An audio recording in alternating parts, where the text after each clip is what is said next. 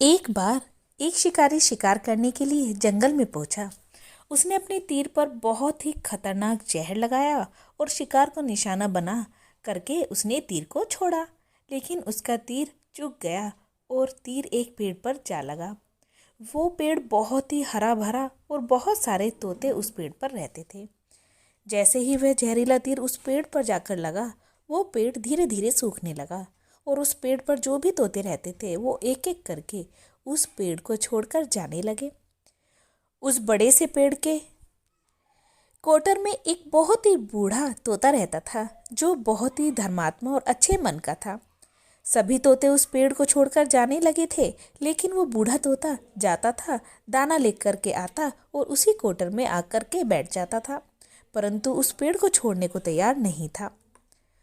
बूढ़े तोते के साथियों ने कई बार आकर उसे समझाया कि ये पेड़ सूख रहा है और किसी दिन गिर भी जाएगा, चलो किसी और पेड़ पर चलकर रहा जाए, परंतु वह बूढ़ा तोता वहां से जाने के लिए तैयार नहीं हो रहा था।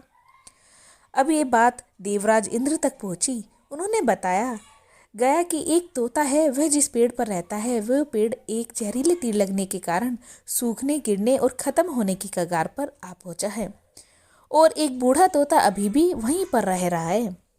वह दाना लेकर आता है और वहीं पर रहता है, जबकि उस जंगल में बहुत सारे पेड़ हैं, लेकिन वह उसी पेड़ पर रहता है। देवराज इंद्र प्रकट हुए और उस बूढ़े तोते से कहने लगे कि आप बहुत धर्मात्मा हो, बहुत ही अच्छे मन के हैं, लेकिन आप इस पेड़ को छोड़कर किसी और पेड़ पर चले जाइए, क्योंकि ये पेड़ कुछ ही दिनों में गिर जाएगा।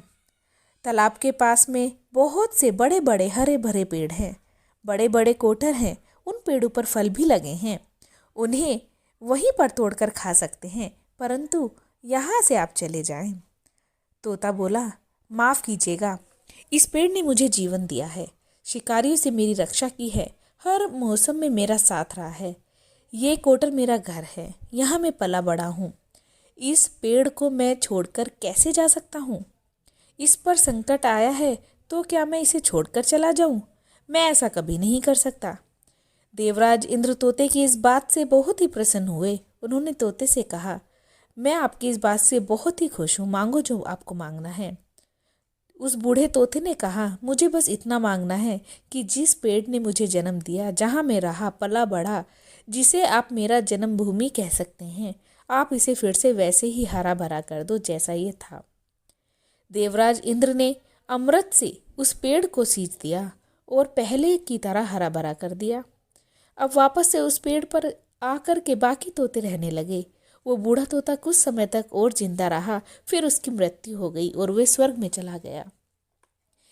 ये कहानी दोस्तों हमें सिखाती है कि जब भी किसी इंसान का बुरा दौर आता है तो इमोशनली वह टूटा हुआ होता है, उसे किसी के सहारे की जरूरत होती है, किसी की आवश्यकता होती है।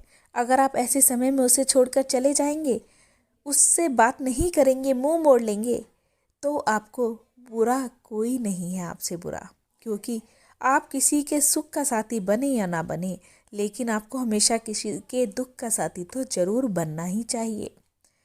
कहानी कैसी लगी कमेंट बॉक्स में लिखकर जरूर बताएं। नमस्कार दोस्तों।